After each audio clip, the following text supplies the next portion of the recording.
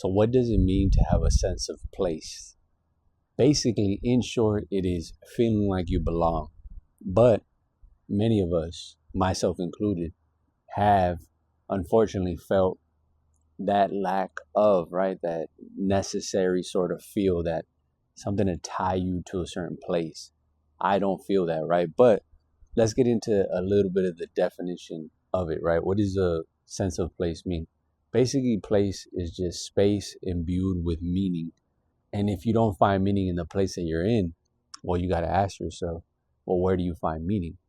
Because the thing is, you have to think about your environment plays a significant, a huge role in how you operate, how you function, how you uh, take advantage of the opportunities that you're given. And but there is a dilemma with this, right? Because there is people that tie their entire identity to who they are, and those people have a hard time grappling with the reality once they're out of place, right? When they feel that they're no longer tied to a certain land. Um, and so, like, I was talking to a buddy of mine, and he was telling me how he was having a problem with his girl, and he said they used to live in New York and they moved to LA, and he said her identity is so tied to being from New York that she doesn't know who she is.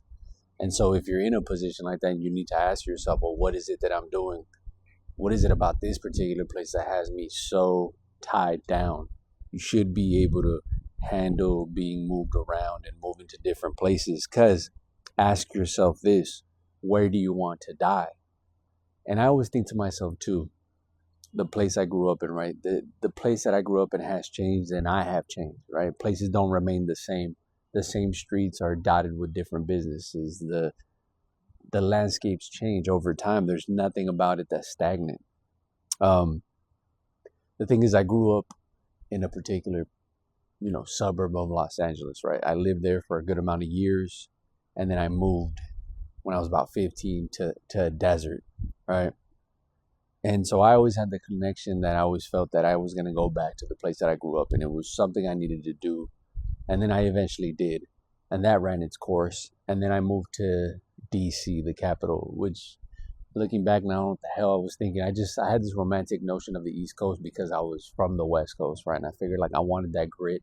I wanted to feel what it felt like to feel uncomfortable, the winters, the harshness of it all.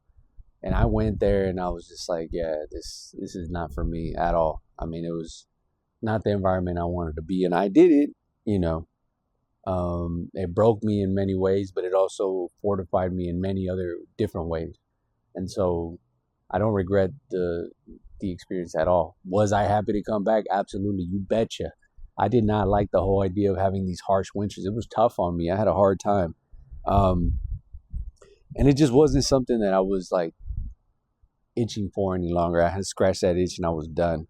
But you have to think about too, the place that you're born in isn't always where you need to stay, isn't always where you should be. So like I said, if you're unsure of where you want to be, then you really got to think about, well, you need to find it, right? Find that sense of place. And someone else would argue, there's plenty of detractors, I would say, well, where you are doesn't matter. It's who you are, right? But the environment you're in definitely has an influence. If people want to pretend like nature can't run its course, it's like, what are you talking about? Yeah, you can be inside all day, but you're tied to seasons. You're tethered to the circadian rhythm. You must respect it, and if you don't, you get punished heavily for it. I saw a clip randomly of some scumbags fighting in Toronto over Pokemon. But the thing that people don't understand is, like, you see all these dudes running around fighting, and it's like, well, I don't blame them. I mean, they're in a vitamin D deficient location. What else are they supposed to do with their frustration? And so, anyways, the whole idea of sense of place is an interesting one, because I, for myself, do have a feeling that I like where I am, but I would not. I've traveled extensively, right? And every time I think to myself, can I live in this place? There's certain amenities I'm looking for, and so maybe you need to tabulate in your mind, what are those things. For me, it's gorgeous weather, right?